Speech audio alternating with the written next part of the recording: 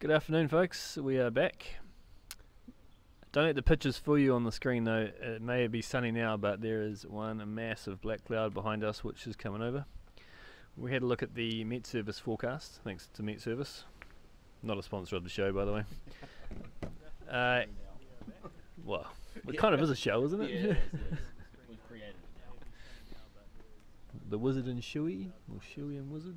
Maybe we have to work on that name. Yeah, we can workshop that.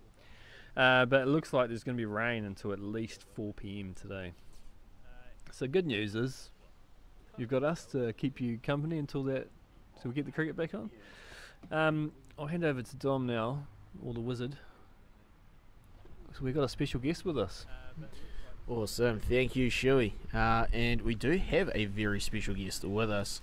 However, before we do get into that, there have been some comments come through on the live stream. Current Movember member Tyler Edwards, current? Yeah, we'll say he's still in the squad. Has come up with the Dom from Rags tagline. And Stevie P, who was at the ground yesterday, has labelled the Wizard the new Believe in the Leave champion. Not exactly a title I was aiming for whilst being part of the test team, but I'll take it. Everyone loves a good nickname. And we do have a very special guest with us today. Now.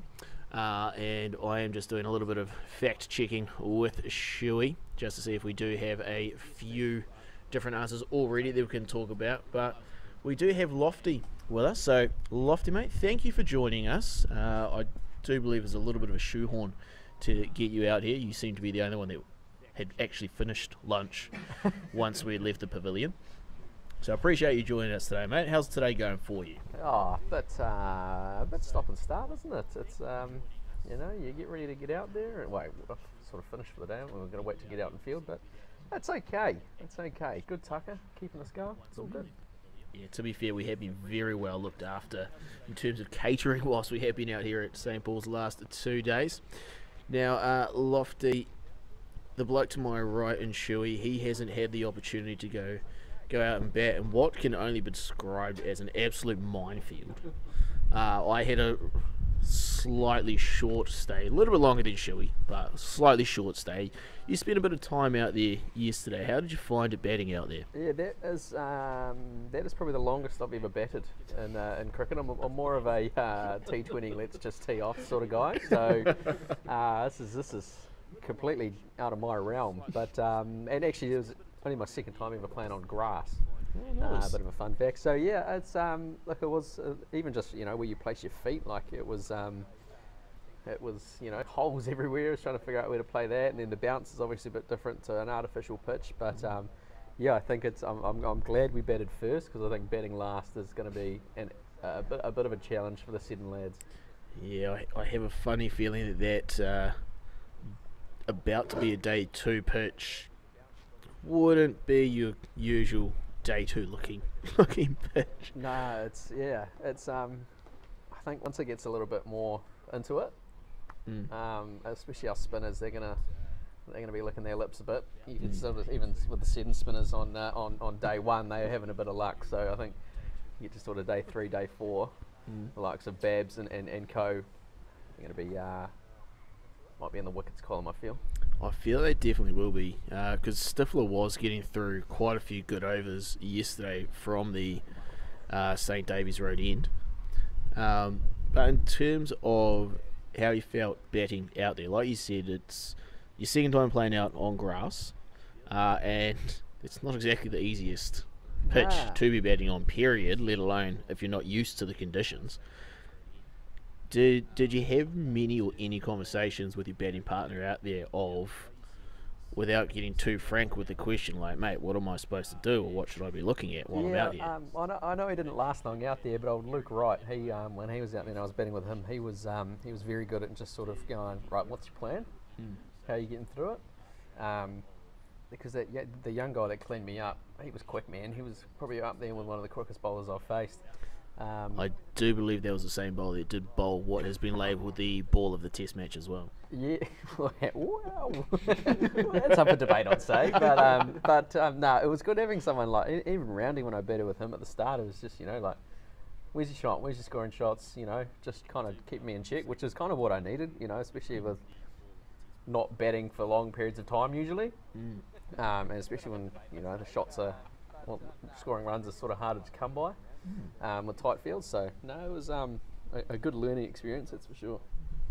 I mean, I don't know about you, Shoey, but I, for one, was almost taken aback just then when Lofty told us that Luke was very strong with his comms. As we are aware from the interview that we've just done previously with Luke, very hard to get a word out of that man. Yeah, well, that was the thing. I think that's probably why it played into his favour, is because I couldn't really say much back. It was just lots of comms. But I do have to say though, when I was batting with him, he played a nice cut shot. And all I heard was, nice shot. And I'm backing up, so I didn't quite see who it was. Anyway, I'm talking to him after. I was like, man, that was a hell of a cut shot. And even though boys, you know, Seven boys appreciate it. He goes, nah, mate, that was me. He played this beautiful cut shot and gone, nice shot, like, while he's batting. We did happen to mention that in his interview earlier today. I did mention that I think the last time I did see and hear somebody do that was Daryl Mitchell after he dispatched an Indian spinner into about the 30th row, and he said, wow, that's big. Yeah, I suppose the only difference is though, right, is, you know, the shot that Luke got out to, he picked out the one fielder in close on the leg side, could have hit it anywhere. But no, it's yeah, I'm looking forward to seeing how this plays out, especially when the rain gets through. Like, I'm looking forward to getting actually into the field. Hopefully our last remaining boys can sort of have the tail wag, if you will, and get out there. And I mean, I don't know about you, Lofty, but currently I don't know if I would want to be in that field. I feel any step you're probably going to be taking either a fair bit of turf with you, or you're going to be under a bit of water. But it does seem to be draining quite well. We have tried to have a bit of a look from the comms box area to see if we can see any puddles, which we can't, so we're assuming that means that there isn't too much kicking around. But I do have a very interesting question for you, Lofty. So one of the questions that you did answer in the form that was sent up by Shoey was in terms of nicknames. Now, it's not an overly original nickname that we have for you on there, is it, mate? Man, it's really been thought of outside of the box. Now, yeah, it is a very New Zealand way to look at a nickname, to be fair. Chuck a O or a Y on something, and that's now your name. Or an IE. Or if you want to elongate it as well, yeah, or an EY. But in terms of any other nicknames at all that you have had thrown at you as the rain starts to absolutely pelt down, we may need to shuffle over to make sure that our interviewee doesn't get drenched.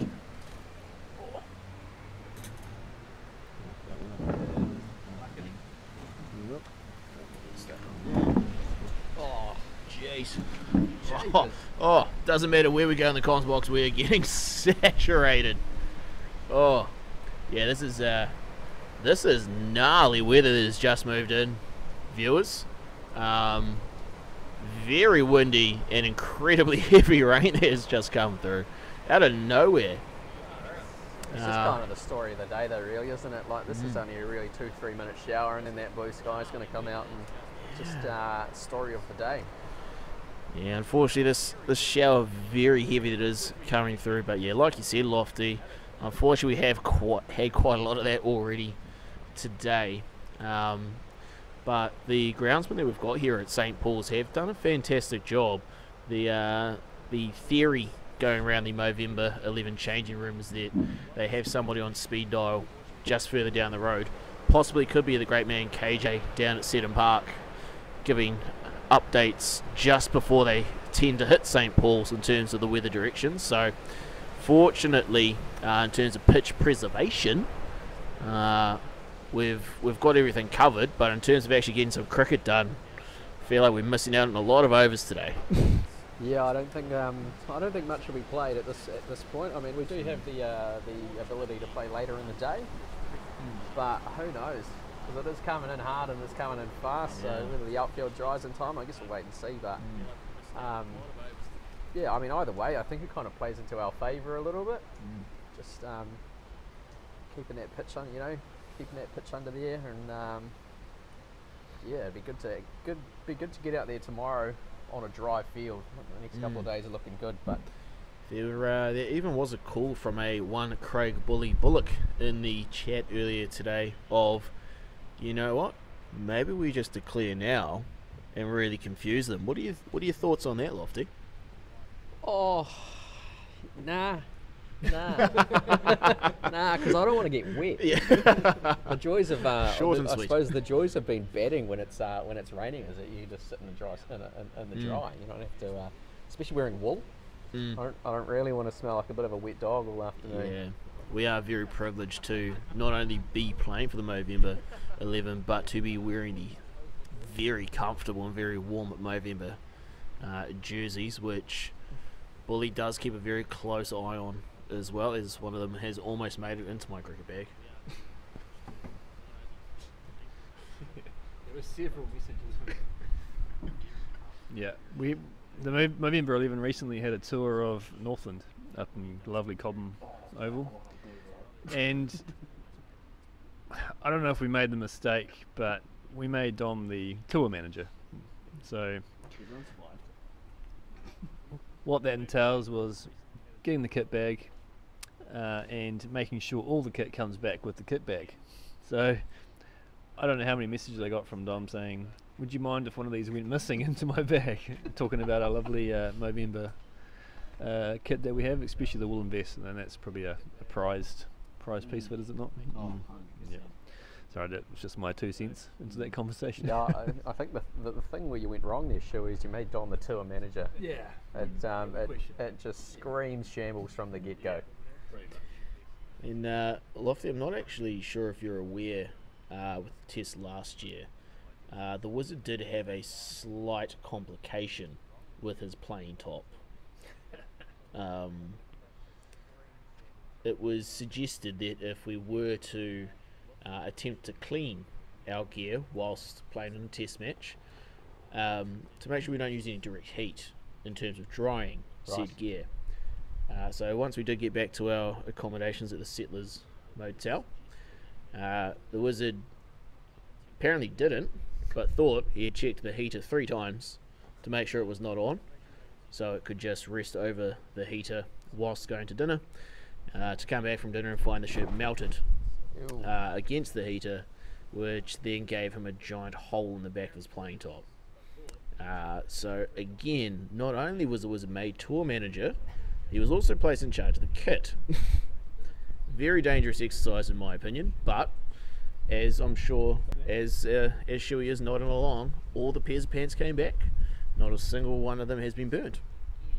Yes, I mean, look, some could say in that respect, you walked so the rest of us could run. You know, you made a mistake so that the rest of us know not to do that. And I feel that great comeback would almost be worthy of a jersey, one could say. You're dreaming, mate, dreaming. Oh, but no. So yeah, it isn't looking good for us, is it, Lofty? It's still drizzling. It's not as absolutely painfully hard raining as it was a couple of minutes ago, but it has quietened down a fair bit from the sky, one could say. Yeah, I'd say that was probably the strongest one we've had, and the fact that it's still probably drizzling is probably the longest as well. Be interesting to see what the outfield's like now after that. But I mean, the wind's still round, so if we do get a bit of blue sky, it might dry out. But yeah, it'd be interesting to see if we actually do get some play today. But I suppose, like we said, we do have that luxury of playing through to 7 o'clock. Later times, So, yeah, so definitely. who knows? Who knows what's on the cards today? And for our viewers as well, as I said near the start of this interview, Lofty was almost shoehorned into the interview as he was the only one that wasn't still stuffing his face. Shoey and myself actually found out that we were no longer the experts in the comms box on the way over here. because for how Lofty pays his bill, he's the operations and promotions manager for MediaWorks in the Waikato, and I do believe that involves a little bit of radio time for you, Lofty. Yeah, man. I host the day show for More FM for Waikato and Coromandel. So a couple of shows to get through every day, which is it's good to be on this side though. Like, you know, I feel like I'm usually the one asking the questions. So it also feels like I'm still working on my days off. But no, it's good, man. I enjoy it. Like you said, it pays the bills, and yeah, there's definitely worse places to be. Yeah, I can imagine. Now, obviously, that's a very sparse area, the Waikato and the Coromandel. Yep. So, the first question I have in terms of your radio. Yep. What's one of your best radio moments? Can be best for a horrific reason or best for a good reason. Yeah. That's a very good question. We're good with those. Yeah, far out. Well, you guys want a job. Yeah, I used to work up in Auckland at George FM back before I moved down here. So that was pretty cool, like just meeting some of the world's biggest DJs, like when they come up for interviews. Skrillex, Wilkinson, you know, just some of the big names in dance music. It's been pretty cool, but even just like down here in Waikato on a local level, it's just getting to chat to and interview some cool sports people in our area, like the Chief Players and the Magic Girls, and you know, like Tim Seifert and some of the local Black Caps. It's probably, yeah, it's not, you know, not often you get to do that as a job, so Yeah. it's pretty cool. Nice. And I do notice that you happen to be wearing our beautiful local domestic cricket pants in terms of the Northern Brave. We do have the Northern District's men playing a Plunket Shield match down at Seddon, and I'd imagine in terms of play they're on a similar kind of scale to us for today. Yeah. But they seem to be going all right down at Seddon Park, don't they? They do. They're going all right. I did see they have got a bit of play in today, so they're doing a bit better than us. But I'd say, you know, it'll be a bit on and off. But yeah, I think they've got Tim South, some bloke called Tim Southey and Kane Williamson playing for them. So I think it's Kane's first game in the Plunket Shield for about 6 years, and you know, back to business as usual. Just a nice, well-earned 60 in the first innings. But yeah, I think they're doing pretty well over Auckland at the moment. Jeez, they are indeed. Currently 102 without loss in the 39th over, with Henry Cooper currently on 48 and Captain Jet Raval at 45. I mean, the number 3 does say K.S. Williamson, but I don't know about Shoey and Lofty. That to me looks a lot like Luke Wright. Looks a lot like him. See, I'm sitting here thinking, like, you know, Auckland, they're not doing great. You obviously got a 100-round opening stand now. You get one of these two now, and who's walking out to the middle? You know, it must doesn't feel like it's getting any easier out there for them, but. Yeah, It's it must be, you know, like, it's pretty cool seeing these Black Caps come back and just play domestic cricket. It doesn't get to happen very often. Oh, it's so good, you know. And then you've got your international teams as well, and you know, not so much Australia. They've almost constantly been in that top tier-ish area for quite a while. But you know, especially for the Black Caps and to an extent South Africa a few years ago, you know, you get a guy like Hashim Amla out. You're like, great, we've got the number 2 batter in the world out, and then out strides AB de Villiers. Yeah. You know, it's a like bit that, eh? you're almost like, you know what, do I need to take this catch? Yeah, it's it is good. It is good, but I feel for the likes of Matt Fisher, who last week he picked up a fifer playing. I can't remember who they played. Was it CD? They must have played CD. Yeah, got Pfeiffer in like 7 or 8 in the game, and then he has to make way because you know, the likes of Tim Southey's coming back for a game. But yeah, I suppose it's kind of good for them at the same time, though, right? Because how often do you get to learn from players like that in your camp? Yeah, 100%. And I mean, even the Wizards' first game in Hamilton, he had just joined the local university club. I don't know why, but he was sold as a premier grade batter. He was. Really talking about yourself. I do, yeah, I do. Were you leaving the straight ones back then as well? Or Well, I didn't actually get a chance to at that one. I was put into the Prem's team for that weekend, and then on the Friday I get a phone call from then captain Freddie Walker. And he goes, "Mate, I'm so sorry to do this to you, but I need to drop you." And I was like, "Oh, okay. Do I get to know why?" He goes, "Well, Daniel Vittoria's coming back from an Achilles injury and he wants some game time." So I was like, "Oh, tough break, but I suppose I can make that's room." alright, yeah. It's not really a like for like replacement, but I'll allow it. Didn't have the beard back then, so it wasn't exactly like for like. So I wasn't happy about it, but I thought it was fair. Anyone? Yeah. So having a look see at your playing history, Lofty. 15 years you've been playing cricket. Yeah, sort of talked about it in the sheds the other day, or yesterday. Yeah, I just sort of started playing, like my granddad got me into playing cricket when I was, young buck, I must have been 8 or 9, 7, 8, 9-ish. And then, as soon as I was sort of old enough to play at school, just got into it, and he was my coach for a while there, and then just kind of kept playing through high school, and wrapped up high school, played my first couple of years out of uni just for my local club. I'd drive sort of an hour and a half, nearly 3 hours for some games just to play for my local team, but that was the thing, man. I didn't really want to play in Auckland, I just wanted to play cricket with my mates. Yeah. And then now more so it's probably more just a bit of business house on a Wednesday night than playing club or playing Movember. I get a few games in here and there just with young kids, but on and off for about 15 years. Yeah. And I do believe this is the first test that you played for Movember.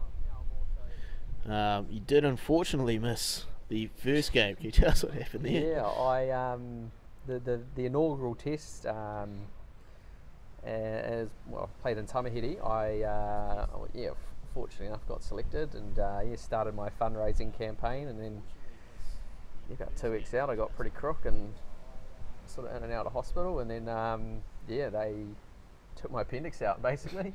They were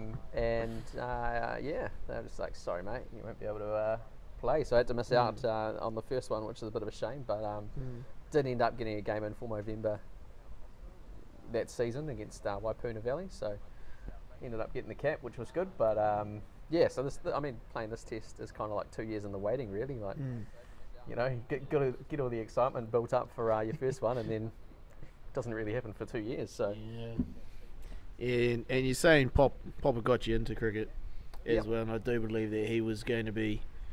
He made the decision, you know what, I'm going to take some time off to go watch this test as well.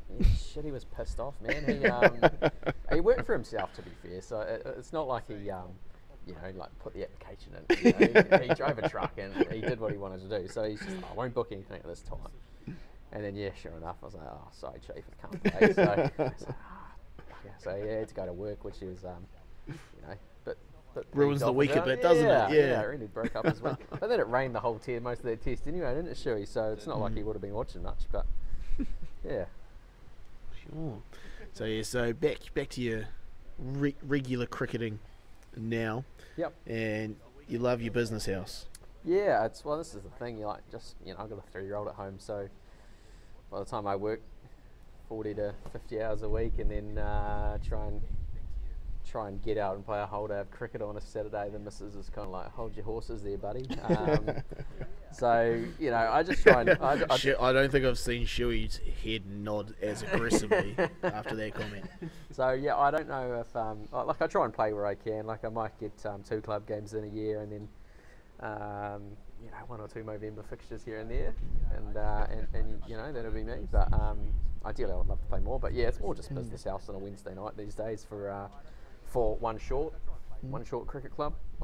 Quite ironic because usually we're 2 or 3 short.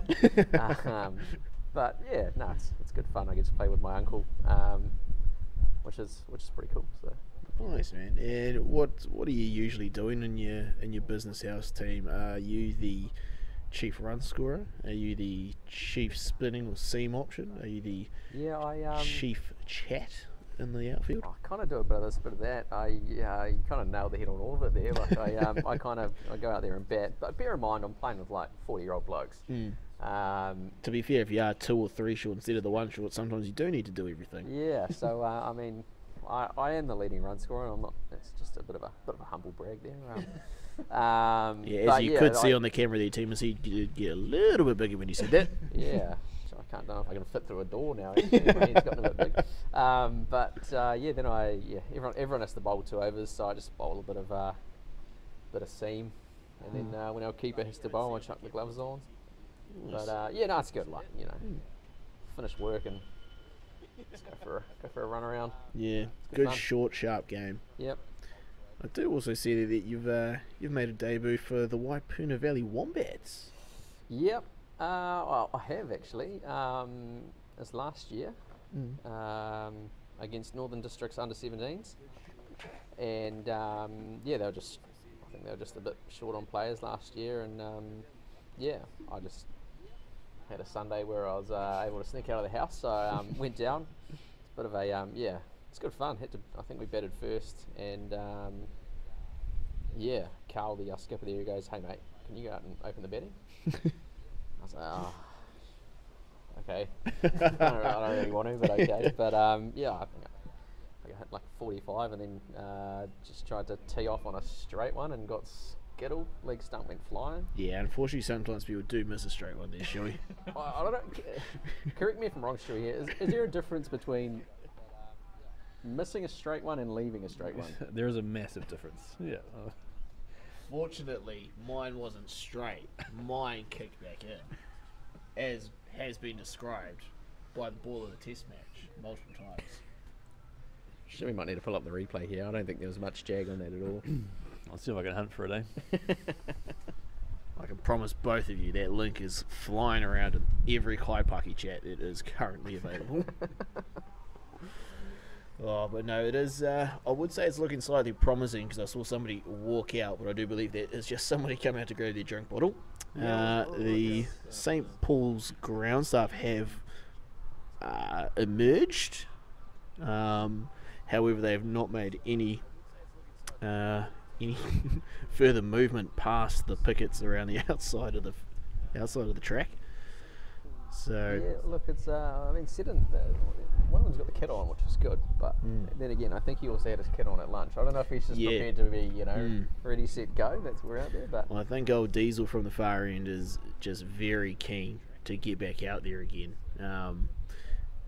Whereas I do believe there was a bit of a chat between yourself and one of the current batting Movember players that a nap wouldn't go astray.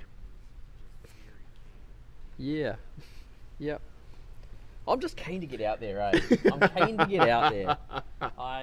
Maybe not today, but I'm keen to get out there at this point. I'm just sick of sitting around today. To be fair, mate, there have been a fair few people saying that they're getting a bit itchy. Fortunately, Shoey and myself have had the luxury of being able to sit here and just have a bit of a chat with some of you sensational blokes from Movember and the Seddon Cricket Club. Just to get to know everybody a little bit better.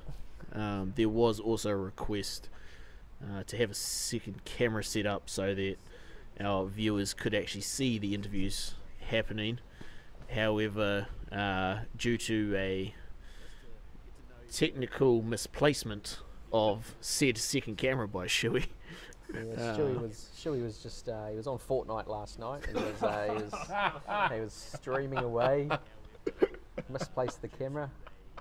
Hate it when that happens. The best bit from that comment from Lofty though is there was a good chuckle out of Shoey. There was no denial. Couple of victory royales with there. Fortnite, that's for sure. That'd be the kids. Apparently he's a bit more of a GTA man. I know. We very much so appreciate your time out here, Lofty. There is a bit of a break in the weather, so you're more than welcome to use that break in the weather to make the hikoi back to the pavilion so you don't get saturated, mate. But again, very much so appreciate your time. And we do have a few more days, so it may not be the last time that you get interviewed as well. So that's alright. I'll see if I can go find some other sucker to come over here, eh? I'm sure you will find the next contestant. Yeah, appreciate it, Lofty. Have a good one, buddy. Cam Lofty, everybody. A great interview with a great human being.